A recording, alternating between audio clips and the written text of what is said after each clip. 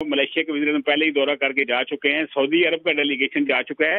तो मैं ये कहूँगा कि पाकिस्तान इस वक्त एक नई उम्मीद की जो किरण डेवलप हुई है, उसके तनाज़ुर में पाकिस्तान आगे बढ़ने जा रहा है। और जो मायूसियाँ थी, जो नाकामियों के हवाले से जो इल्ज़ामात लगाए जाते थे, वो धरे के धरे रह गए हैं। पाकिस्तान एक दफ़ा फिर ताकतवर मुल्क बनने जा रहा है। माशी इक़्तिसादी लिहाज से हम कहा करते थे एशियन टाइगर बनेंगे, तो हम एशियन टाइगर बनने की जानिब बढ़ना शुरू हो गए हैं। और इस वक्त जो चीन के वज़ीर-ए-आज़म का दौरा है, 27 साल बाद आप देखें किस तरह की तंजीम कॉन्फ्रेंस हो रही है। और इस कॉन्फ्रेंस में आलमी जो अपना शंघाई ताउन तंजीम के जो मेंबरान ममालिक हैं, उनके वज़राए आज़म भी शिरकत कर रहे हैं और बहुत बड़ी अहमियत की हामिल हैं। और इससे शंघाई ताउन तंजीम के हवाले से मैं बताता चलूँ कि इससे भी पाकिस्तान को एक मतलब आगे बढ़ने के मौके मिलेंगे और माशी, इक़्तिसादी और तजारती जो मामलात हैं, उसमें बहुत मुस्बत मतलब तब्दीलियाँ आएंगी और आगे बढ़ने के लिए मुश्किलें कम होंगी और मुश्किलें आसान भी होंगी और आगे बढ़ने के लिए नए रास्ते भी खुलेंगे, नई डेवलपमेंट भी होने जा रही है। जी अच्छा जावेद शहजाद, आपने कहा नई डेवलपमेंट होने जा रही है, नए रास्ते खुलेंगे, पाकिस्तान को माशी और इक़्तिसादी तौर पर फायदा होने जा रहा है।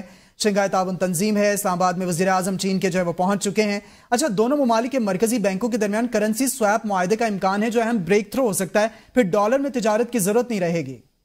जी बिल्कुल, इस हवाले से दफ्तर खारजा ने इंदिया भी दिया है कि इस हवाले से दोनों मुल्कों के दरमियान करेंसी का मतलब मुआहदा भी हो सकता है।